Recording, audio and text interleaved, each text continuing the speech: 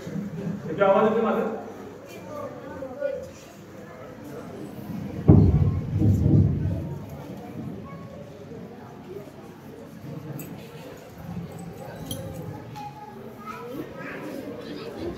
ठीक आहे. नमस्कार. एकदा फक्त मुलांनी नमस्कार म्हणायचा आहे, कारण मुलींना म्हणायचं आहे. तुला आवाज जातो. नमस्कार. नमस्कार. मिळून आपण म्हणूया. मुलींसाठी नमस्कार. मुली मिळून तुम्ही म्हणायचं आहे, अख्ख्या तांदूळाला ऐकलं पाहिजे. नमस्कार.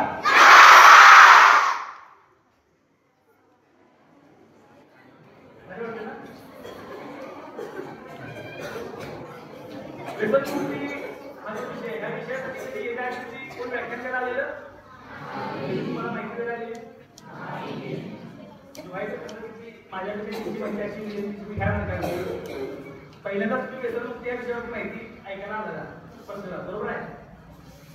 व्यसनमुक्तीवर माहिती घ्यायला पाहिजे किंवा तिची जनजागृती व्हायला पाहिजे. किती लोकांना वाटते, किती मुलांना वाटते खरोखर आपण व्यसनमुक्तीसाठी माहिती घेणं गरजेचे आहे. आपल्या घरात व्यसनी नसायला पाहिजे. किती लोकांना वाटतं? सगळ्यांना वाटते ना? जेवढ्या लोकांनी हात वर केले ना त्या लोकांना पहिलं एक आव्हान असं आहे, कुठल्याही परिस्थितीमध्ये तुमच्या आयुष्यात सुरुवात करायला.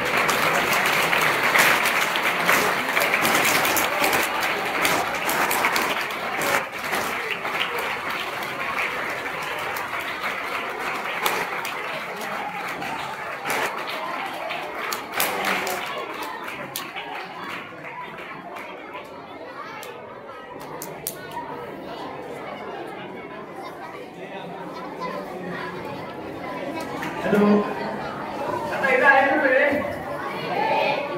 शरीराला इथं आहे ना, मला बाहेर किती लोक आहे ना? तर माझा थोडासा परिचय करून देतो. असं नाही तुमच्या सगळ्या विद्यार्थी होते. एक वेळा मी शिकवायला होतं, म्हणजे पिंपळगावला शिकवायला होते. कागदजवळ पिंपळगावमध्ये 2 किलोमीटरचे गाव आहे. छोट्याशा गावातून मी आहे. तर विद्यार्थी दशेमध्ये असतेवेळी अनेक प्रकारचे कार्यक्रम शाळेमध्ये व्हायचे. पण व्यसनमुक्ती या विषयावरती त्यावेळी आमच्या काळात व्याख्यान वगैरे झालं नाही. पण त्याचा परिणाम असा होता की आज मॅक्झिमम लोक आज आपल्या कागद तालुक्यामध्ये, कोल्हापूर जिल्ह्यामध्ये, दिल्ली, तामगाव, कुकड, शिरगाव या भागात बघितलं तर जास्तीत जास्त लोक काय काम करतात, एकतर एमआयडीसी जातात, दुसरं सगळ्यात मोठं काम शेतीला जातात. किंवा अशी जी कामं आहेत जी मेहनतीची कामं आहेत. आणि ही मेहनतीची कामं करून त्या वातावरणात राहून जास्तीत जास्त लोक आहेत आज व्यसनाच्या आहारामध्ये आहेत, व्यसनामध्ये झालेले आहेत आपण बघतोय. तर व्यसनमुक्ती हा कार्यक्रम इथं व्हावा, तामगावमध्ये व्हावा ही माझी खूप मोठी इच्छा होती. कारण एमआयडीसी मध्ये जवळजवळ मी पूर्णपणे 10 ते 15 वर्ष मी एमआयडीसी मध्ये काम केलं आहे. त्यामध्ये जास्तीत जास्त काम माझं जाधव फॉडरीमध्ये मी कामाला होतो. आणि माझे मित्र सचिन सासने आणि त्याचबरोबर जावेद मुल्ला असे भरपूर लोक आहेत की तामगावमध्ये मला ओळखतात, जे माझ्यासोबत इथं काम करत होते. ह्या तुमच्या ह्या भागात मी आहे, इथं काम केलं व्यक्ती मी इथं आहे. अनेक लोक इथे मी ओळखतो, अनेक लोकांच्या आयुष्यामध्ये झालेले बदल मी बघतोय.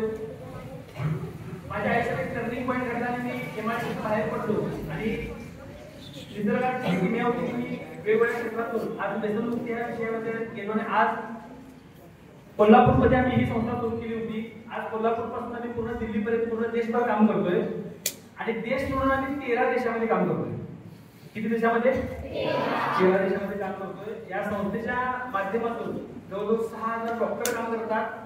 त्यामध्ये वेगवेगळ्या पॅकेजचे डॉक्टर आहेत. आयुर्वेदिक, ॲलोपॅथिक, इलेक्ट्रोहोमिओपॅथिक, होमिओपॅथिक, नॅचरोपॅथिक असे अनेक डॉक्टर आपल्यासोबत काम करतात. मोठमोठे हॉस्पिटल आपल्यासोबत टाईप आहेत, ज्यामध्ये 10 बेडचं हॉस्पिटल पासून 500 बेडचं हॉस्पिटल असे अनेक हॉस्पिटल आपल्याबरोबर टाईप आहेत. आणि त्याचबरोबर अनेक मठ जे आहेत, जसं कनेरी मठ आहेत, असे भारतातील जवळजवळ 27 पेक्षा जास्त मोठ्या मठातून आमचं काम चालू आहे. आणि हे सोडून आमच्या बरोबर काम करणाऱ्या लोकांच्या मध्ये जवळजवळ 35 ते 40 हजार ही प्रशिक्षित PRO आमच्यासोबत काम करतात. आणि ह्या संस्थेच्या माध्यमातून आम्ही आतापर्यंत व्यसनमुक्तीमध्ये 5 लाखपेक्षा जास्त लोकांना वेगवेगळ्या व्यसनातून बाहेर काढलेलं आहे. जर 2 प्रकारे आपण सांगतो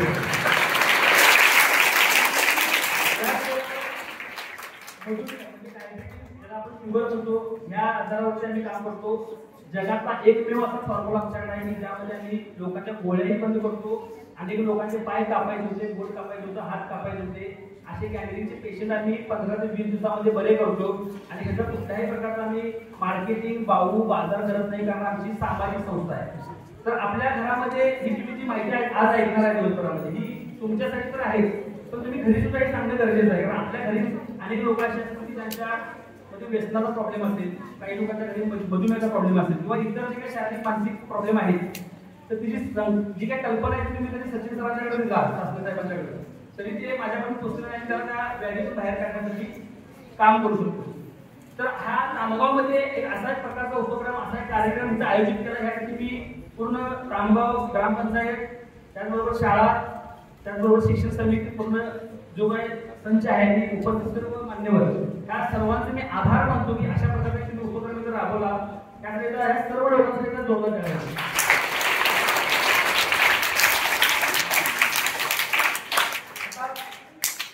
आपला आजचा विषय काय आहे? कुठला आहे? व्यसन मुक्ती. बरोबर आहे.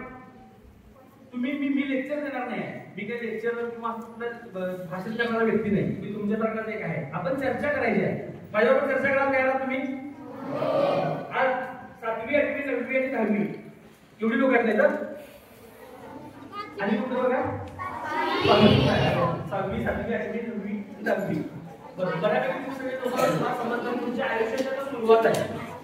कारण आज ज्या लोकांना तुम्ही दारू पिताना बघता, काही लोकांना तुम्ही गुटखा खाताना बघता, ही सुद्धा काही ठराविक वेळेला 6वीला होतील, 7वीला पण होतील, 8वी 9वी 10वीला होतील का नाही? त्यावेळी ती व्यसने होतील का? नाही. म्हणजे त्यावेळी जर अशा पद्धतीचं लेक्चर त्यांना ऐकायला मिळालं असतं, कदाचित ती व्यसनाच्या आधी गेली नसतील. पण तुम्हाला आज ही चांगली संधी आहे की निसर्गानं आज तुमच्यासमोर हा विषय मांडण्याचा ठरवला की बाबा तुम्ही तुमच्या आयुष्यामध्ये व्यसनाकडे जाऊ नये, आणि तिथे तुम्हाला जाणीव व्हावी यासाठी आमच्या सगळ्यांच्या माध्यमातून ते एक लेक्चरच्या माध्यमातून तुम्हाला ती माहिती देण्याचं काम करणार आहे. तर ती माहिती घ्यायला आवडेल तुम्हाला? प्रामाणिकपणे सगळ्यांनी सांगायचं आहे. ज्या वेळेला तुम्हाला मी काही प्रश्न विचारल्या वेळी हात वर करायचा तुम्ही सांगू सुद्धा शकताय. आपण लेक्चर कुठे ठेवलं आज? व्यसन मुक्ती. तर पहिला शब्द आहे व्यसन, बरोबर? तर तुम्हाला काय काय माहिती आहे? कुठली व्यसन? पहिला काय? दारू आहे. आणि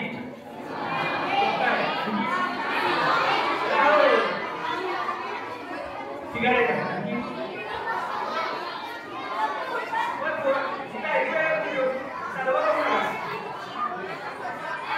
मावा आहे.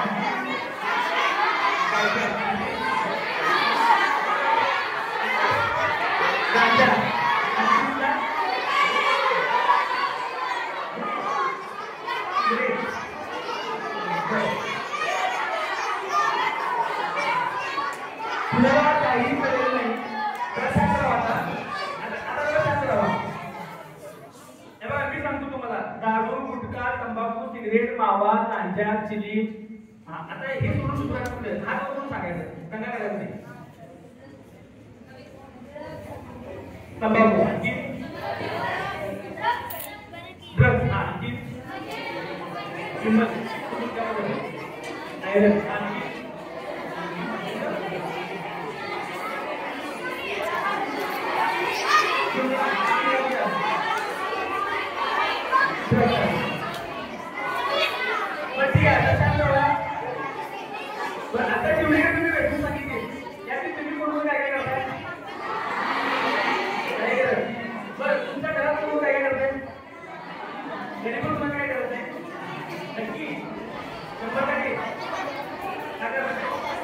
तुमच्या घरातला व्यक्ती, तुमचे वडील असतील, तुमचा स्वतः भाऊ असेल, भाऊ असेल, त्याला व्यसन करावं असं किती लोकांना आवडतं? आवडतं का तुम्हाला? आज तुम्ही एखाद्याचा पप्पा आहे, एक मैत्रिणी मुलग्याचा पप्पा आहे, तोंड करून आवाज आल्या तिची पप्पी घेतली. पहिल्यांदा तुमची जबाबदारी आहे की वडिलांना तुम्ही सांगायला पाहिजे की बाबा हे तुम्ही करताय, हे करून नका. आता एवढी तरी तुम्हाला प्रश्न नाही, ही सोडून पण काही प्रश्न आहे. वाईटलं नाही का तुम्हाला? वाईटलं पण व्यक्त केलं जातं. पंचर करण्यासाठी जे सोल्युशन वापरतात माहिती आहे तुम्हाला? त्याचं सुद्धा व्यक्त केलं जातं. त्याबरोबर आयोडेक्स मध्ये डोक्याला लावतात आयोडेक्स, ते सुद्धा ब्रेडला लावून खातात लोक व्यसन करण्यासाठी. हा, त्याबरोबर कोरोना कालावधीमध्ये सॅनिटायझर असताना काय सॅनिटायझर सुद्धा लोक व्यसन करतात. असे अनेक व्यसन आहेत. आज आमच्याकडे व्यसनमुक्ती केंद्रामध्ये अनेक मुलं जे आहेत जी अशा वेगवेगळ्या व्यसनामध्ये आहेत त्यांना आम्ही बाहेर काढण्याचं काम करतोय. याचबरोबर काही झोपडपट्टी वसाहतीमध्ये जर गेला तर बिनविषारी व कमी विषारी साप असतो माहिती साप, तो साप जिभेला चावून घेतात. याचे सुद्धा व्यसन आहे आणि तो व्यसन थोडं दुधीत असतो. अशी मोठी मोठी व्यसनं आहेत आणि अशा व्यसनामध्ये जो माणूस अडकलेला आहे त्याची सुरुवात कुठेतरी छोटी छोटी झाली असते. मित्राच्या संगतीतून आपण ज्या लोकांत बसतो फिरतो पण त्यांच्या माध्यमातून आपल्याला ते व्यसन लागतं आणि मग आपल्याला कळत नाही की आपण एक चांगला आयुष्य करणार होतो, आपण काहीतरी आयुष्य चांगलं करणार होतो, कधी मी व्यसनाच्या आहारी गेलो आणि माझं चांगलं आयुष्य बरबाद झालं. तर तुम्ही मनापासून हे आज ठरवत असेल की काही झालं माझ्या आयुष्यात किती चांगला प्रसंग येऊ दे किंवा वाईट प्रसंग येऊ दे, मी व्यसनाच्या आहारी जाणार कुठलाही मित्र तुम्हाला व्यसनासाठी काही सांगत असेल आणि एक मजा द्या भारी वाटतं तरी ते ऐकणार नाही. मी एवढे दिवस कामावरती काही लेक्चर सांगणार आहे ते तुम्ही ऐकणार नाही. तर असे अनेक ठीक आहे आपल्या आयुष्याची सुरुवात होणार आहे. तुम्ही 6वी पासून 10वी पर्यंत मुलं आहात, तुमच्या आयुष्याची सुरुवात आहे. यानंतर तुम्ही अशा वातावरणात जाणार आहे की त्या वातावरणामध्ये व्यसन करणारी किंवा अशा पद्धतीने मुलं भेटतील, लोक भेटतील आणि तुम्ही जर रस्ता चालू ठेवला तर तुम्ही आता जरी म्हणत असाल की मी पुढे व्यसन करणार नाही तरी सुद्धा त्याच्या संगतीमुळं तुम्ही कधी व्यसन केलं तुम्हाला कळणार नाही. त्यामुळे पहिल्यांदा तुम्ही हा निश्चय करणं गरजेचं आहे. फक्त लेक्चर देऊन व्यसन कुणाला सुद्धा नाही, पण लेक्चर किती दिलं तरी कुणाला फरक पडत तुमच्या वाटतं फरक पडलाय काय नाही. बरं इंदुरीकर म्हणून माहिती तुम्हाला लेक्चर किती लोकांना ऐकलंय? बरं टीव्हीवर बघितलं असतात, मोबाईलवर बघितलं असतात, बघितले ना? आता तुम्ही चांगल्या गोष्टी सांगू का वाईट गोष्टी सांगतात? बरं चांगल्या गोष्टी सांगून सुद्धा त्यांचं लेक्चर ऐकून सगळ्या लोकांना फरक पडलाय काय? लोक ते कसं घेतात कॉमेंट मध्ये घेतात, पण जे चांगल्या गोष्टी असतात त्या आपलं आयुष्य बदलून एक चांगलं आयुष्य करण्यासाठी ते कारणीभूत ठरू शकतात. अशा काही गोष्टी सांगत असतात.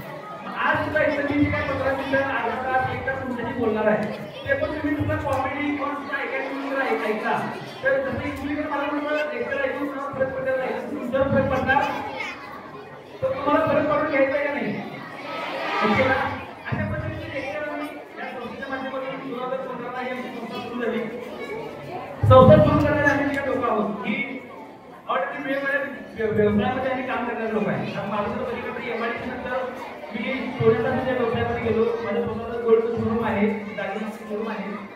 त्याचबरोबर अनेक आमच्या मेडिकलचं काम आहे, काही लोक हॉटेल लाईन आहे, काही लोकांची शिल्पे आहे, काही लोक कंस्ट्रक्शनची पाळीमध्ये आहेत. अशा मोठमोठ्या विभागामध्ये काम करणारे आम्ही लोक एकत्र होतो. अनाथाश्रम असतील, वृद्धाश्रम असतील, अनेक ठिकाणी आम्ही मदत करत होतो. काही ठिकाणी मुलींचं शिक्षण असेल, विधवा महिलांचा विवाह असेल किंवा त्याचं पुनर्वसन असेल, तर अनेक गोष्टी त्या आम्ही आमच्या पदरच्या पैशाने कुठल्याही प्रकारचं मार्केटिंग, कुठल्याही प्रकारचं राजकीय किंवा असं हेतू न ठेवता आम्ही या गोष्टी करत होतो. पण ज्यावेळेस आम्ही वैयक्तिक लेवलला काम करतो त्यावेळेस आम्हाला कोणी विचारत नव्हतं. आणि दुसरी गोष्ट आम्ही तिथं मदत करत होतो. मग ती 1 रुपयाची असते किंवा 10 लाखाची असते, ती मदत 100% सगळ्या लोकांना पोहोचत नव्हती. म्हणून आम्ही काय केलं की वैयक्तिक लेवलला मदत न करता एक संस्था काढून आणि समर्थ सोशल फाउंडेशन या संस्थेची सुरुवात केली. ही कोल्हापूरची संस्था सुरू झाली. संस्थेच्या माध्यमातून आम्ही काम चालू केलं आणि काम चालू करत असताना आम्ही एकटा वैयक्तिक लेवलला मदत करणं आणि संस्था मदत करणे हा फरक आम्हाला समजून आला. पण तरी सुद्धा आमच्या मनात असं होतं की आमच्या संस्थेचा काहीतरी विषय असला पाहिजे, आमच्या संस्थेमध्ये काहीतरी आलेला पाहिजे की आमच्या संस्थेला ही संस्था अमुक काम करते अशी ओळख पाहिजे. यासाठी आम्ही वेगवेगळे मुद्दे शोधत होतो, वेगवेगळे विषय शोधत होतो की कोणत्या विषयावर काम करू. आज जर बघितलं तर अनाथाश्रम आहेत, वृद्धाश्रम आहेत, अशी अनेक वेगवेगळी क्षेत्र आहेत की जिथं समाजकार्य केलं जातं आणि अशा हजारो संस्था सुद्धा आहेत. पण आम्ही व्यसनमुक्ती हा विषय का निवडला त्याच्या मागची एक कहाणी आहे, त्याच्या मागची गोष्ट आहे आणि एक घटना आहे. ती घटना अशी आहे की कोल्हापूरमध्ये एक घटना घडली आणि त्या घटनेनंतर आमच्या या संस्थेतील अनेक लोकांनी ठरवलं की आपण व्यसनमुक्ती या विषयावरती काम करायचं. ती घटना होती 2015 ते 16 या कालावधीमध्ये. कावळा का माहिती तुम्हाला? किती लोकांना माहिती आहे? माहिती आहे ना? सह्याद्री हॉटेलच्या पुढे गेलो होतो माहिती आहे. तर त्या एरियामध्ये घटना घडली होती. आम्ही सर्व लोक एकत्र होतो आणि नेहमी चर्चा करत होतो की आपण कुठल्या मुद्द्यावरती काम करायचं. आणि त्यावेळी वर्तमानपत्रामध्ये एक बातमी आली होती. त्या बातमीवर त्याचं वरचं हेडिंग होतं, दारूच्या नशेमध्ये एका मुलाने आपल्या आईचा खून केला. काय बातमी होती?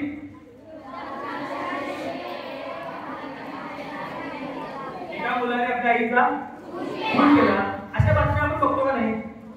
किती लोकांनी बघितलं अशा बातम्या?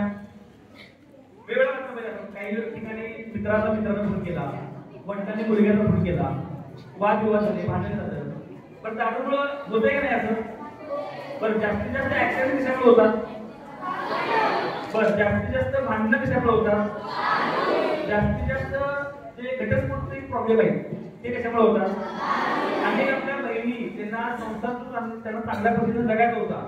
आज शिक्षण घेत असताना त्यांना माहिती नव्हती मला नवरा कसा मिळणार आहे. लग्नापर्यंत नवरा चांगला होता, नंतर कळाले की दारुडा आहे. तर त्यांचं आयुष्य बरबाद कशामुळे झालं?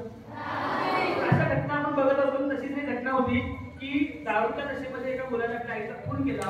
आम्हाला सुद्धा असं पहिल्यांदा काय वाटलं नाही, कारण आपण भरपूर घटना बघितलेल्या होत्या. पण ज्यावेळी पुढला कार्यक्रम मी वाचला त्यावेळेला मला कळलं की घटना किती गंभीर आहे. तुमच्या गावामध्ये आजूबाजूला दारूच्या लोक असतील की नाही? पण आईला मारणं हे सगळ्यात मोठं कृत्य आहे की नाही? वाईट कृत्य आहे की नाही? त्याने आईचा खून केला आणि नुसता खून करून थांबला नाही. त्याने काय केलं? काळीज बाहेर काढलं, छाती फाडून. काय केलं? छाती फाडून काय केलं? काळीज बाहेर काढलं. आणि तो फक्त काळीज बाहेर काढून थांबला नाही. त्यानं त्या काळजाचे छोटे छोटे तुकडे केले, चटणी आणि मीठ लावून तो रात्रभर भाजून खात होता. माहिती आहे? काही लोकांना ऐकल्या नाही. तुम्ही अजून लहान असतात, 2015 वेळा तुम्ही किती वेळा माहित नाही. पण त्यावेळी घटना घडली. त्याच वेळेला आम्ही आमच्या संस्थेच्या माध्यमातून हा विषय हातात घेतला की इतर विषयावरती काम करणाऱ्या हजारो संस्था आहेत, पण पहिला आपण काम करूया व्यसनमुक्तीवर. कारण व्यसनमुक्ती जर झाली तर एक व्यक्ती सुधरेल, आणि एक व्यक्ती जर सुधारला तर ते पूर्ण घर सुधरेल, आणि घर सुधारलं तर समाज सुधरेल. आज आपण समाज सुधारवायला चाललोय, समाजाला दिशा द्यायला चाललोय. पण आपल्या घरातून सुरुवात केली तर समाजाला दिशा द्यायची गरज पडणार. माझं घर समाजापासून सुरू होते. सुरुवात कुणापासून होते? माझ्यापासून होते. मी व्यवस्थित असेल, माझं घर व्यवस्थित असेल तर समाजाला एक आदर्श मिळेल, आणि मग समाजाला सुधारण्याची काय मिळेल? दिशा मिळेल. आज तुमच्या सुद्धा आयुष्यामध्ये आज तुमची सुरुवात आहे. आज शर्टाची बटणं किती लोकांना लावल्यात मुलांनी? शर्टाची बटणं लावल्यात का नाही? बरं, तुमचं तुम्ही बटणं लावला किती लोक आहेत? बरं, आणि काही लोकांची मम्मी आणि पप्पा बटणं लावू देतात, अशी काय आहेत काय? सगळ्यांना बटणं लावता येतात? बरं, आता समजून घ्या, पहिलं बटन लावताना चुकलं आणि तुम्ही खालची बटन असं लावला, आणि तुम्हाला कधी कळणार ते? कधी कळणार? बरोबर, शेवटला काय कळणार की बाबा आपण पहिलं बटन चुकीचं लावलं. मग परत आपण काढणार, परत आपण काय करतो? आपल्या आयुष्याचं पण तसं असतं.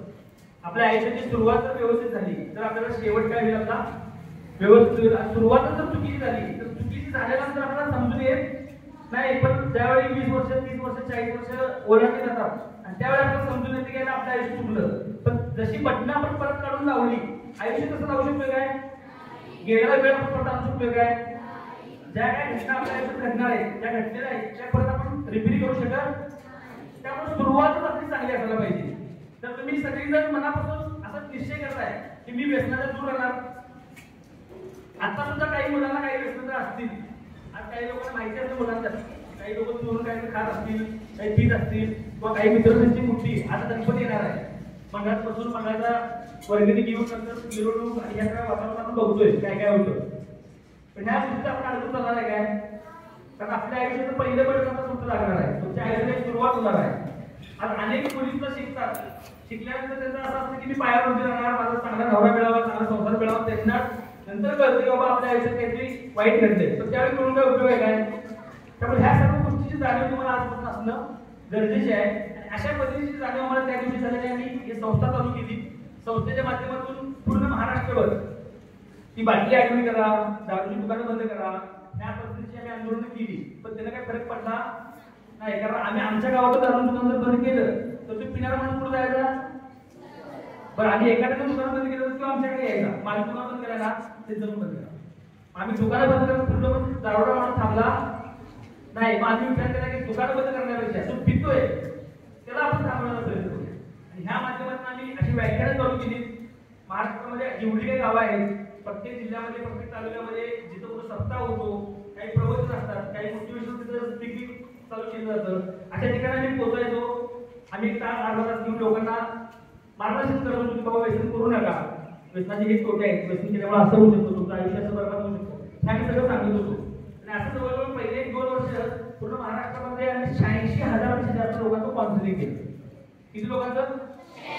तर ह्यामध्ये अनेक लोक आम्हाला त्यावेळी शपथ घ्यायची की तुम्ही आज आमचे डोळे उघडला, आज आम्हाला तुम्ही चांगली दिशा दिला, आज तुमचं लेक्चर ऐकलं आम्ही ठरवले की आम्हाला दारू पिणार नाही, आम्ही व्यसन करणार नाही. रडायची लोक. आम्हाला पण भारी वाटायचं की बाबा आपलं काम काहीतरी सक्सेस चालू आहे.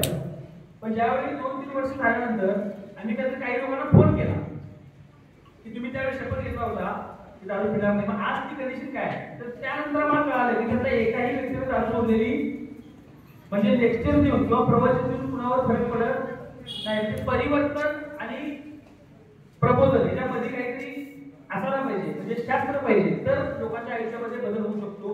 नुसता लेक्चर देऊन कुणाचं आयुष्य बदलणार नाही. कारण आम्ही अशा पद्धतीची व्याख्यानं भरपूर ठिकाणी दिली. अनेक ठिकाणी अशी मोठमोठे व्याख्यान करणारे लोक आमच्या सोबत आहेत. आणि ती लोक अशी होती की त्यांनी चांगलं व्याख्यान देत होते, व्यसनमुक्त लेक्चर देत होते, नंतर त्यांनी काम बंद केलं. आम्ही त्यांना विचारलं की बाबा काय प्रॉब्लेम आहे, तुम्ही काय लेक्चर देत नाही? आज लोक कॉमेडी कार्यक्रम करतात, जादूचे कार्यक्रम करतात, काही ना काही मनोरंजन करतात. पण आज मनोरंजनापेक्षा आज खऱ्या अर्थानं आयुष्यामध्ये परिवर्तनाची गरज आहे. आज आपल्या आयुष्यामध्ये जर परिवर्तन घडलं, आज तुम्ही तर बसलेले तुम्ही 100, 200, 300 मुलं आहात, तुम्ही जर ओके झाला तर तुमचं 100, 200 कुटुंब ओके होणार आहे. आज जी बिघडलेले आहेत त्यांना सुधारण्याचा आपण प्रयत्न करू शकतो. जे बिघडून सुधारणार नाही त्याच्यामध्ये आपण काय करू शकत नाही. आणि आता तुमची सुरुवात आहे, तर तुम्ही बिघडू नये याची आम्ही काळजी या शाळेसाठी काळजी घेतलेली आहे. तर ह्या पूर्ण काळजीसाठी काय सर्वांसाठी जोरदार काय होतं तुम्ही ऐकणे गरजेचे आहे. कारण हे तुमच्या आयुष्यासाठी आहे, तुमच्या परिवारासाठी आहे. लेक्चरच्या माध्यमातून ज्यावेळेला काम करत होतो त्यावेळी आमच्या जे फॅकल्टी होती जे चांगले लेक्चर देत होते आणि काही ठिकाणी जे लेक्चर देत असताना काही उदाहरण सुद्धा लोकांच्या समोर ठेवायचे की लोकांना सांगून कळत नाही, काहीतरी दाखवायला पाहिजे, प्रयोग करायला पाहिजे. तुम्ही सुद्धा प्रयोग केला असता काय तर प्रयोगशाळा वगैरे असते ना, विज्ञान प्रोफेसर केलेला काहीतरी वेगवेगळे प्रयोग केला नाही. तर त्यांनी एक प्रयोग केला होता की लोकांचं मन परिवर्तन व्हायला पाहिजे. आपण लेक्चर देऊन लोकांना काय सुधरू शकणार नाही, तर काय बरं आपण काहीतरी दाखवूया त्यांना. मग लोकांना त्याच्या डोळे उघडतील, त्यांना समजून येईल की दारू किती धाकटी आहे. तर त्यांनी प्रयोग असा केला की 2 काचेची भांडी ठेवली. काय ठेवली? काचेची भांडी ठेवली. एका भांड्यामध्ये पाणी भरलं, एका भांड्यामध्ये ती दारू भरली. आणि त्यांनी काही किडे घेतले आणि थोडे किडे पाण्याच्या त्या भांड्यामध्ये टाकले, काही किडे दारूच्या भांड्यामध्ये टाकले. आणि थोड्या वेळाने बघितलं, त्यांनी सगळ्यांना सांगितलं की लक्ष देऊन बघा काय होते. तर पाण्यामध्ये जे किडे होते ते आहे तसे परत तरंगत होते, पण दारूमध्ये जे किडे होते ते थोड्या वेळाने काय झाले, मेले. म्हणजे दारू किती घातली आहे त्यांना दाखवायचं होतं. मग त्याला काही लोक आली पुढं, त्यांनी त्यांचे पाय पडले. ते म्हणजे साहेब आज तुम्ही खऱ्या अर्थानं आम्हाला दिशा दिला, दारूमुळे काय होते आम्हाला कळालं. आज आम्हाला कळालं की दारूमुळे पोटातले किडे सुद्धा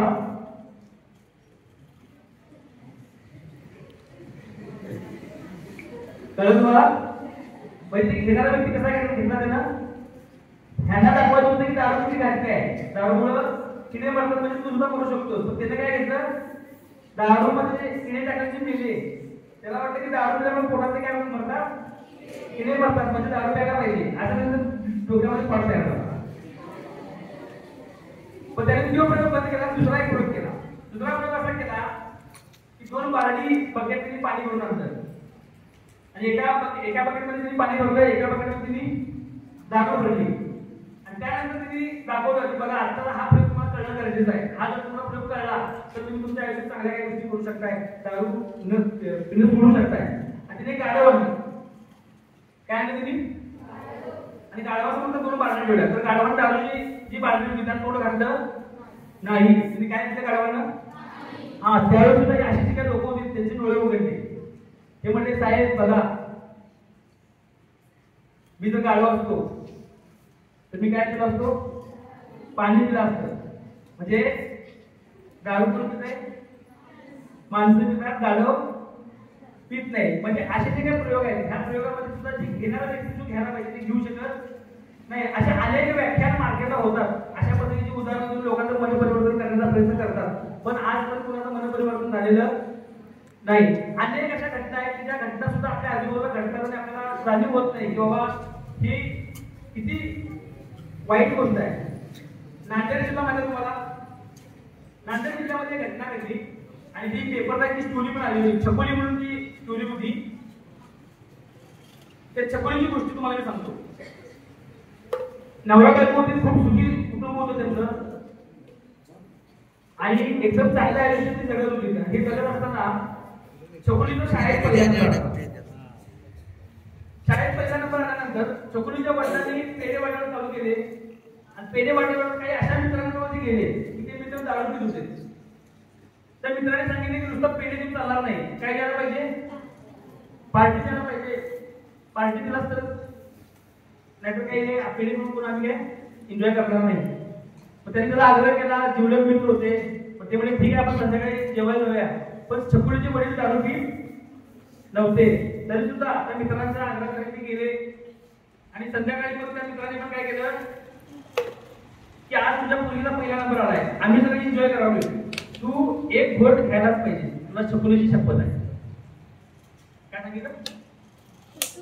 तुला छकुलीची शपथ आहे, छकुलीचा पहिला नंबर आलाय, आम्ही फक्त प्यालोय, पण तू एक घोट घ्यायला पाहिजे. त्यानं सांगितलं आम्ही दारू पीत नाही.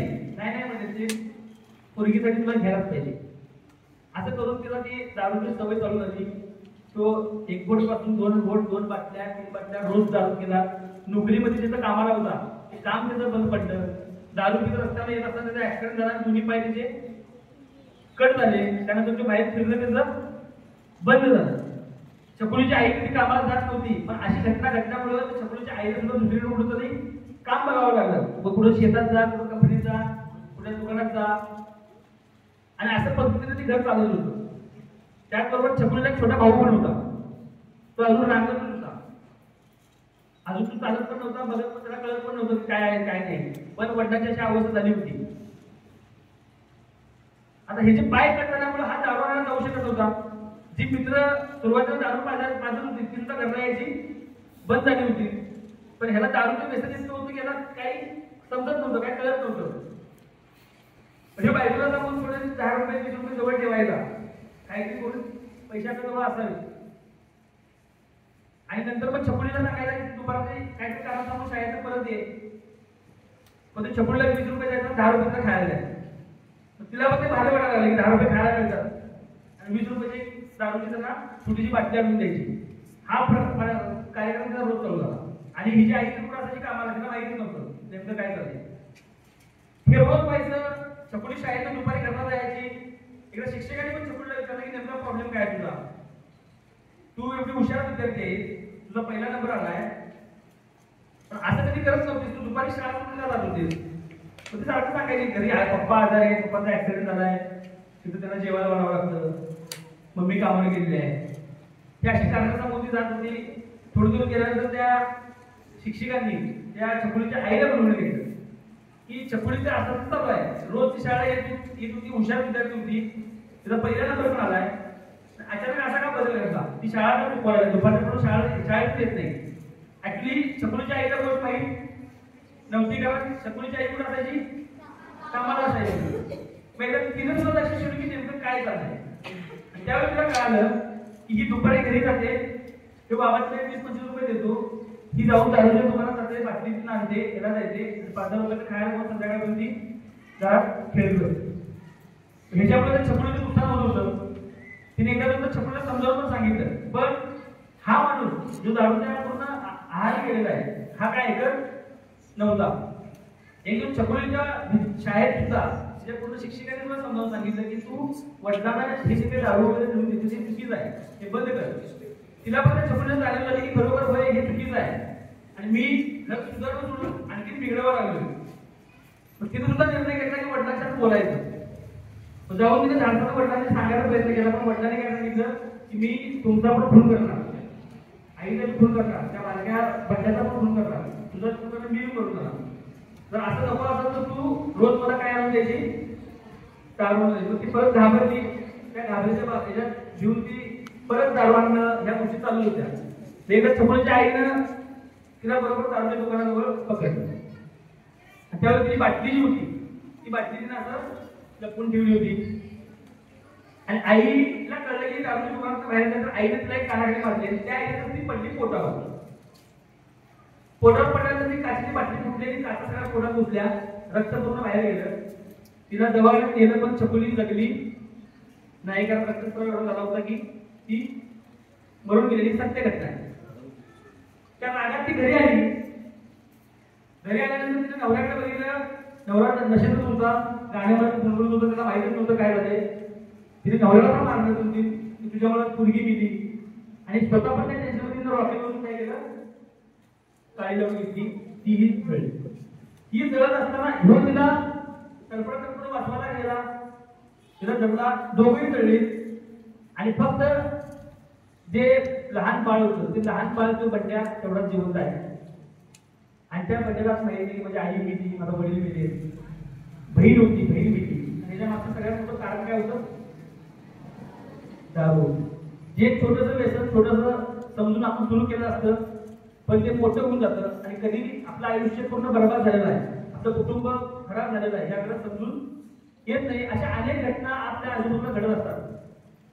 एक गाव होतं, त्या गावामध्ये दोन व्यक्ती होते. एकाचं नाव होतं तात्या आणि एकाचं नाव होतं भाऊ. काय नाव होतं, तात्या आणि भाऊ. त्या दोघांच्या आयुष्यात एक घटना तुम्हाला सांगतो. तर तात्या ही जी व्यक्ती होती ही दारूमध्ये त्यांनी पीएचडी केली होती. दारूचे व्यसनाचे सगळे प्रकार त्यांनी वापरले होते आणि दारूला प्युअर पिंडका, प्युअर दारूला म्हणून त्यांची काय होती ओळख होती. ते गावात राहायला पण नाही, ते राहायला होते शेतात. आणि दुसरी व्यक्ती होती भाऊ. आता भाऊ ही व्यक्ती किती व्यसनी, त्यांना बडीशेपचं सुद्धा व्यसन नव्हतं. सुशिक्षित व्यक्ती, कधीही व्यसन न करणारी व्यक्ती. पण गंमत अशी झाली की काही व्हायरल इन्फेक्शनमुळे, हवामानाच्या बदलामुळे भाऊंना लागला खोकला. तो भाऊ ज्यावेळी ड्युटीला जायचे त्यावेळी खोकत जायचे आणि असं कट्ट्यावरती बसणारे 4-5 लोक त्यांना विचारले की भाऊ काय लागलं, खोकला आहे का, तर होय खोकला लागला. दवाखान्यात दाखवणार आहे, नाही दाखवून आले. सगळे डॉक्टर झाले, सगळे काळे दिले, सगळे उपाय करून बघितले, पण खोकला काय तयार नाही. मग ते 4 जणांनी चेष्टतपणा किंवा मजा म्हणून त्याला काय सांगितलं, भाऊ आमच्याकडे उपाय आहे आणि आम्ही त्याची गॅरंटी देतो की तुमचा खोकला काय होईल, जाईल. काय उपाय, तर तुम्ही थोडीशी काय मारला पाहिजे, दारू जरा प्यायला पाहिजे, तुमचा काय होईल, खोकला जाईल.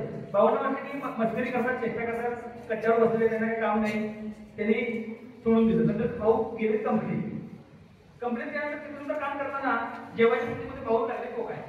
आता जी काही त्यांची मित्र बसली होती त्या मित्राने पण काय सांगितलं, भाऊ तुम्ही डॉक्टरला दाखवलं नाही तर दाखवलं, सगळा उपाय करून बसतोय पण खोकला जायला तयार नाही. पण त्या मित्राने पण त्यांना सांगितलं की भाऊ एक उपाय आहे, ते जर केला तर खोकला सुद्धा 100% जाणार नाही. काय करायला पाहिजे, थोडीशी मारायला पाहिजे. ह्या 2-3 घटना अशा घटल्यामुळे भाऊ सुद्धा वाटतं की एवढी लोक थोडी गॅरंटी घेऊन चालतात, म्हणजे काय करायला पाहिजे. पण त्यांनी जातीमध्ये काय करायचं, दुकानामध्ये घेतली बाटली, पण कधीही व्यसन केलेलं नव्हतं, धाडस होत नव्हतं. म्हणून तुम्ही संध्याकाळी निर्णय घेतला की आपण ह्यातून पीएचडी केलेला व्यक्ती आहे, ह्यातून मुरलेला व्यक्ती आहे, त्याला व्यसनाचा बादशाह म्हणतात, त्या व्यक्तीला आपण भेटायला पाहिजे. त्याचं नाव काय, तात्या. राहायला कुठे आहे, भाऊनी घरातलं काम आवडलं, फ्रेश वगैरे झाल्याची बाटली पण घेतली, नंतर गाडीला किक मारल्याने तात्याच्या करला. संध्याकाळची वेळ होती, तात्या कशा असणार, पिऊन फुल होते. तात्याला पण म्हणजे भाऊ म्हणजे माझ्याकडे येत नाही, पण आज माझ्या भाऊ येत आहे. त्यांना पण आश्चर्य वाटलं, एवढा सुशिक्षित व्यक्ती आजपर्यंत आला नाही, पण आज माझ्याकडे आलाय. ज्यावेळी तो भाऊ आल्यानंतर तात्यांच्या भाऊंची चर्चा, तिथे पण भाऊ खोकल्यानंतर तात्या बोलणार म्हणते, तो भावाने सांगितले की आम्हाला मला सगळं माहिती आहे, मी तुम्हाला सांगतो आणि मी तो उपाय आणलाय, पण माझं धाडच होत नाही. सकाळी मला अनेक लोक म्हटले की कोकणात जाणार 100% गॅरंटी देतो, दुपारी कामावरही लोक म्हटले गॅरंटी देतो. मी एवढे एमडी डॉक्टरकडे गेलो, तिची 1000 औषधी घेतली तरी सुद्धा त्याला गॅरंटी दिली नाही. म्हणजे बाकीचे लोक मला गॅरंटी देत होते, पण माझा विश्वास बसत नव्हता म्हणून मी तुमच्याकडे आलोय. तर खरोखर तर हे मी घेतलं तर मला कोकणात जाईल काय. तात्या काय म्हणते, तू स्टॅम्प पेपर घेतली काही नाही, त्या स्टॅम्प पेपर मी तुला लिहून देतो, तुला कोकणात जाणार माझी सही पण देतो. तू म्हणजे डॉक्टर एवढी गॅरंटी देत नाही, तुम्ही कसं काय देता. त्यावेळेस तात्याने सांगितलं, अरे या दारूबाई माझ्या गावाची इज्जत, या दारूबाई माझं शेत गेलं, माझी बैल गेली, माझी पोरं मला सोडून गेली, बायको पण सोडून गेली, आणि एवढं सगळं जर मला दारू म्हणून जात असेल तर तुला कोकणा काय चिंता आहे. म्हणजे हा विनोदाचा भाग असता तरी दारूमुळं एवढ्या सगळ्या गोष्टी जातात का नाही. अनेक लोकांच्या आयुष्यात ह्या गोष्टी गेलेल्या आहेत का नाही. नक्की म्हणजे ह्या अशा पद्धतीने ज्या व्यसनाचं प्रमाण आजूबाजूला वाढलेलं आहे हे पूर्णपणे थांबवणं गरजेचं आहे.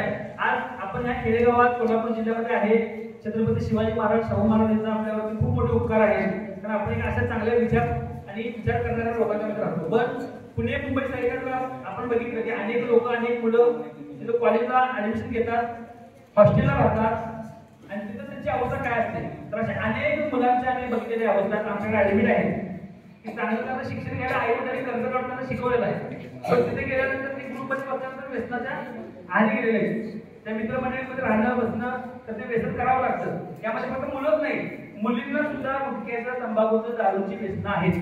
अशा अनेक मुलींची आम्ही व्यसन सोडवलेली आहेत.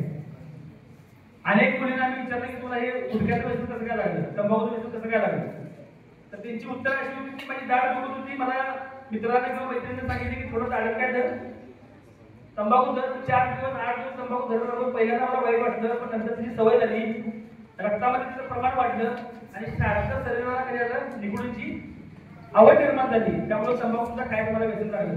अनेक आपल्या घरातल्या महिला आहेत की त्यांना मिसळीची सवय असते का नाही. ही व्यसन असंच लागलं असतं, त्याने काय ठरवलं नसतं. आज तसं तुम्ही म्हणताय की मी व्यसन करणार नाही, पण असंच आज व्यसन करणाऱ्या लोकांनी सुद्धा कधीतरी म्हटलेलं होतं. पण आपण हे निश्चय मनापासून करणं गरजेचं आहे, कारण नुसतं आपण जर वरल्यावर जर ठरवलं तर आपण व्यसनमुक्त होऊ शकत नाही. आज आपल्या देशाला स्वातंत्र्य मिळून किती वर्ष झाली, 78 वर्ष झाली. बरं, आपल्या देशाला स्वातंत्र्य मिळवण्यासाठी अनेक लोकांनी आपल्या प्राणाची आहुती दिली, रक्त वाहिलं, अनेक प्रकारचे जेवढे काय प्रयत्न करतात केले. त्या लोकांना आपण काय म्हणतो, क्रांतिकारक म्हणतो. देशाला स्वातंत्र्य मिळवून देण्यासाठी ज्या लोकांनी आपल्या रक्ताची आहुती दिली त्या लोकांना आपण काय म्हणतो, क्रांतिकारक म्हणतो. आता मला सांगा, देशाला कुणापासून आपण स्वातंत्र्य मिळवून दिलं, इंग्रजांच्या पासून दिलं. इंग्रज कुठली होती, बाहेरची होती, तिथे इथं आले, इथं आल्यानंतर तिथे कब्जा केला, त्या सगळ्या गोष्टी माहिती. पण इंग्रजांना आपण मारून बाहेर काढून दिलं, हाकलून दिलं. इंग्रज जेवढी लोकांना त्रास देत होते त्याच्यापेक्षा जास्त त्रास आज एखाद्या घरात व्यसनी व्यक्ती राहते तर त्या व्यक्तीला त्रास होतोय का नाही. मग अशा व्यसनी लोकांचं व्यसन आपण थांबवलं, त्यांना व्यसनात आपण जर बाहेर काढलं तर उद्या आपण सुद्धा काय होऊ शकतो, म्हणजे आपण देशाचे क्रांतिकारक नाही ठरलो तर आपल्या परिवाराचे क्रांतिकारक होऊ शकतोय का नाही. आज छत्रपती शिवाजी महाराज असतील, संभाजी महाराज असतील, या सर्व लोकांचा आपण आदर्श घेतला तर ह्या सर्व लोकांना जेवढे काय महापुरुष आहेत ह्या सर्व लोकांना व्यसन नव्हतं, म्हणून त्या लोकांनी त्या इतिहास घडवला. आणि ज्या लोकांनी व्यसनामध्ये आपलं आयुष्य बर्बाद केलं ती इतिहास करू शकले असतील, काहीतरी चांगलं करू शकले असतील, पण व्यसनामध्ये करू शकली नाही. हा आदर्श घेऊन आम्ही काय केलं, शिवशंभू निवासी व्यसनमुक्ती केंद्र म्हणून वारणामध्ये एक मोठं आम्ही व्यसनमुक्ती केंद्र पण चालू केलं. त्या व्यसनमुक्तीचं नाव देताना सुद्धा शिवशंभू हेच नाव काय केलं, कारण आम्ही त्या लोकांना आदर्श मानतो. आणि इतके मोठे ते राजे होते पण त्यांना व्यसन किंवा इतर कुठल्या गोष्टी किंवा आयाशी किंवा एन्जॉय करणं हे जो ते काही राजे जसे केले ते करू शकले असतील, पण त्यांनी आपलं आयुष्य त्यामध्ये बर्बाद नाही केलं.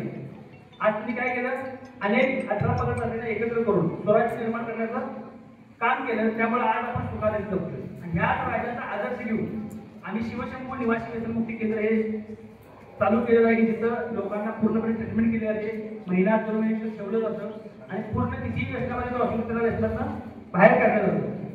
आणि जे छोटी छोटी व्यसनं करतात, तंबाखू, गुटखा, कधीतरी दारू पिणं, ह्या लोकांना ऍडमिट करायची गरज नाही. यांच्यासाठी आम्ही असं चमत्कारिक फॉर्म्युला बनवलेला आहे की जो फक्त गालावरती पोटावर स्प्रे केला की 15 मिनिटात रिझल्ट येतो. 15 मिनिटानंतर तंबाखू खाल्यानंतर मातीला लागते, दारू पिल्यानंतर पाण्याला लागते. व्यसनात असेल, पूर्ण नशेत असेल, त्याला स्प्रे केल्यानंतर तो उठून घरी जातो, कारण फ्रेश होतो, नशा उतरते. तर व्यसनमुक्ती केंद्र या स्प्रेच्या माध्यमातून आतापर्यंत जवळजवळ 4.5 ते 5 लाख लोकांना मी व्यसनमुक्ती केलेला आहे. याचबरोबर मधुमेह, डायबिटीस हा जो विषय हा कोरोनामध्ये आमच्याकडे आला, याच्यावरती सुद्धा अनेक लोकांनी आम्हाला सांगितले की जसं तुम्ही व्यसनमुक्तीवरती वेगळ्या पद्धतीने काम करताय, आम्ही डायबिटीसचे सुद्धा हजारो औषध खाल्ले, 10,000 औषध खाल्ले, तरी सुद्धा आम्हाला फरक पडलेला नाही, आमच्या गोळ्या बंद झालेल्या नाही. तर आमची पूर्ण डॉक्टरांची टीम मिळून आम्ही काही असे वेगवेगळे फॉर्म्युले बनवले की त्याच्या माध्यमातून डायबिटीसचं पण आम्ही काम करतो. म्हणजे व्यसनमुक्ती अभियान, मधुमेहमुक्ती अभियान अशा अभियानाअंतर्गत पूर्ण देशभराचं काम चालू आहे. यामध्ये अनेक रिटायर्ड शिक्षक आहेत, शिक्षण अधिकारी पण काम करतात आमच्याबरोबर, आरोग्य अधिकारी काम करतात, रिटायर्ड आर्मीमॅन आहेत, नेव्हीतील काही लोक आहेत. त्या लोकांना समाजकार्याची आवड असते, अशी सर्व लोक मिळून हे आम्ही काम करतो. आणि आज तुमच्यासमोर जे काय व्याख्यान देण्यासाठी किंवा इथे काय मला बोलवलं, खरं मी व्याख्यान देणारा किंवा भाषण करणारा व्यक्ती नाही. तुमच्या जसं आहे तसं मी आहे. काही दिवसापूर्वी मी सुद्धा असं विद्यार्थी होतो आणि काही दिवसापूर्वी मी MIDC तिथं कामाला होतो. म्हणजे असं काही नाही की मी आभार आम्ही किंवा पुण्या मुंबईमध्ये तुमच्याकडून लेक्चर द्यावं. ह्या वातावरणात राहिलेला व्यक्ती आहे आणि अशा अनेक लोकांच्या माध्यमातून आम्ही हे जे काही काम करतो, यामध्ये अनेक लोकांचे कुटुंब बरबाद होतं आणि वाचवलेलं आहे. पण ह्या संस्थेमध्ये मी काय गेलो, मी माझी गोष्ट सांगतो. ह्या संस्थेमध्ये मी काय गेलो तर माझ्या आयुष्यात घटना घडली आणि त्या घटनेनं मला ह्या संस्थेशी जोडलं. संस्था 2015 पासून काम करते आणि माझ्या आयुष्यात घटना घडली 2018-19च्या काळात आणि त्यानंतर मी ह्या संस्थेशी जोडलो व्यसनमुक्तीसाठी. ती घटना अशी होती, माझी सख्खी बहीण आज विधवा आहे. कमी वयामध्ये तिचे मिस्टर वारले, माझा भाचा, माझी भाची आज वडील नाही त्यांना. त्याचं एकमेव कारण होतं व्यसन. आम्ही वेगवेगळ्या पद्धतीने त्यांना रिपेअरिंग करण्याचा प्रयत्न केला, त्यांना व्यसनाचा बाहेर काढण्याचा प्रयत्न केला, पण ते बाहेर पडू शकले नाही. पण ज्या वेळेला आम्हाला लग्न केलं त्यावेळेला आम्हाला माहिती होतं की हा व्यक्ती व्यसन करतो, त्यावेळेला ते व्यसन करत नव्हते. एक चांगलं सुखी कुटुंब होतं, चांगली शेती होती, सगळं काही चांगलं होतं. पण मित्रांच्या संधीमुळे त्यांना व्यसन लागतं, व्यसनाच्या आहारी गेले. द्राक्षे वगैरे माहिती तुम्हाला, द्राक्षाची बाग होती त्यांची, तिथं औषध वगैरे फवारणं ह्या गोष्टी असतात, द्राक्षावर सगळ्यात जास्त औषध फवारलं जातं. हे व्यसनाच्या नशेमध्ये ते औषध फवारायचे, पण ते चेहऱ्याला बांधत नव्हते. ते पूर्ण पोटात जाऊन त्यांना ते इन्फेक्शन झालं आणि ते वाढते. पण ज्या वेळेला माझी बहीण घराकडे यायची त्यावेळेला ते सांगायची की आपण एवढं सगळं चांगलं असताना मला अशा ठिकाणी तुम्ही पाठवलं आणि माझं आता आयुष्य बरबाद झालं. तिची काही तिची व्यथा सांगत होती, की ऐकल्यानंतर आम्हाला जाणीव व्हायची की आपण काहीतरी करायला पाहिजे. त्यानंतर ह्या संस्थेची मी जोडलो. ही संस्था त्याच्या आधी माझ्याकडे असती तर कदाचित आम्ही आमच्या दाजींना वाचवू शकलो असतो. आज माझी बहीण विधवा जी आहे त्या विधवा नसती, माझ्या भाचा भाची त्यांना वडील असते आणि आम्ही त्यांना वाचवू शकलो असतो. पण ती घटना घडल्यानंतर आम्ही त्या गोष्टीला ठरवलं की आज अनेक बहिणी वाट बघतात की कोणीतरी यायला पाहिजे, व्यसनमुक्त माझ्या नवऱ्याला करायला पाहिजे. अनेक मुलं अशी आहेत की त्यांच्या घरात त्यांचे वडील दारू पितात, कधी ना कधी त्यांना सुद्धा काही ना काहीतरी होण्याची शक्यता आहे. कधी ऍक्सिडेंट होईल किंवा आणि काहीतरी होईल आणि त्यावेळी जर वडील वारले तर त्याचं दुःख काय असतं हे आम्ही आमच्या डोळ्याने बघतोय. तर अशा अनेक मुलांना त्यांच्या फॅमिलीमध्ये जे काही प्रॉब्लेम आहे ते होऊ नये यासाठी काम हातात घेतलं आणि आज लाखो लोकांच्या पण हे काम आम्ही करतोय. तर माझी बहीण जी काय मला सांगत होती ती एका कवितेच्या स्वरूपात मी तुमच्यासमोर ती व्यथा मांडणार आहे. तुम्ही लक्ष देऊन ती कविता पण ऐका. ज्या ज्या घरी आज तुमचं सुद्धा ज्यावेळी लग्न होणार आहे, तुमच्या आयुष्यामध्ये सुद्धा असा प्रसंग घडू नये याची दक्षता पण तुम्ही घेणं गरजेचे आहे. तशी घटना ज्यावेळी बहीण आम्हाला सांगायची ती व्यथा मी तुमच्यासमोर सांगतो की काय होतं की एखाद्या व्यक्तीच्या किंवा एखाद्या मुलगीच्या आयुष्यात व्यसनी नवरा आला. सगळ्यांनी लक्ष देऊन ऐका.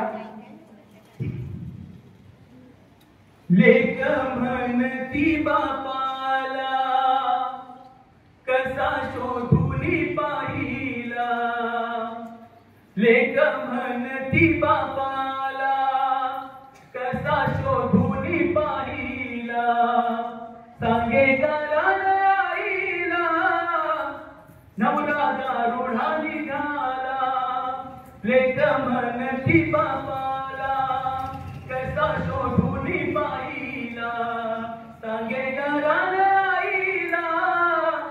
नवरा दारुढा निघाला.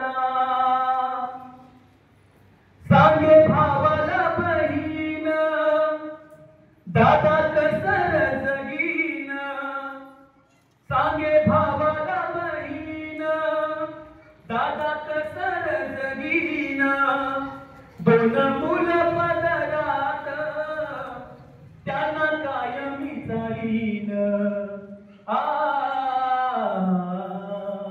सांगे भावाला बहीण दादा कसर जगीन दोन मुलं पदरात त्यांना कायमी चालीन एकटीच्या मजुरीवर सारा संसार चालला एकटीच्या मजुरीवर सारा संसार चालला सांगे घरान आईला नवरा दारुढा निघाला नाही पोराला कपडे फिरती उन्हात उघडे नाही पोराला कपडे फिरती उन्हात उघडे नाही पाहिले दादा मी याच्या घरचे लुगडे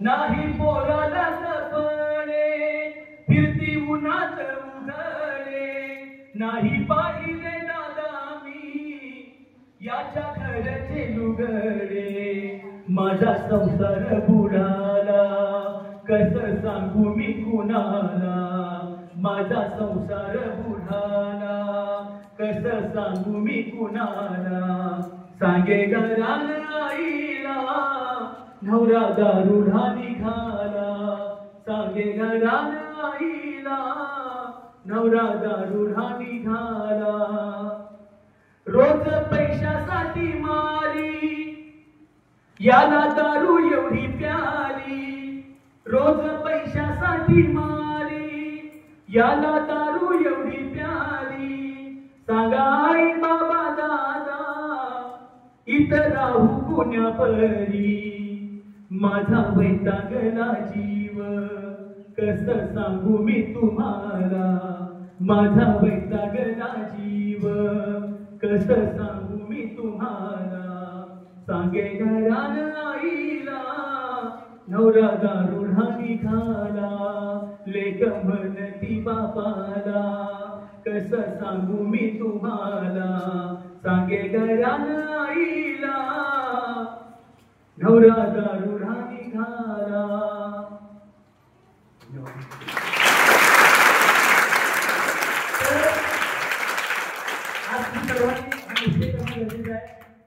की जसं आपल्या बहिणीला आपण बघत असतो किंवा आपल्या मुलगीला जसं जावाई आपण वीरव्यसनी बघतो तसं एखाद्याची मुलगी आपल्या घरात आणताना आपला पोरगा काय करतो हे पण सगळ्यांनी बघणं गरजेचं आहे कारण सुरुवात कुणीकडून पण होऊ शकते तर सर्वांना मी आवाहन करतो पूर्ण ह्या कमिटीनं जे काही कार्यक्रम आयोजित केला माझं जे काय तोडकं भाषण होतं ते मी तुमच्यासमोर मांडण्याचा प्रयत्न केला जे काय तुम्ही ऐकून घेतला मला सहन केला याबद्दल मी सगळ्यांचा एकदा धन्यवाद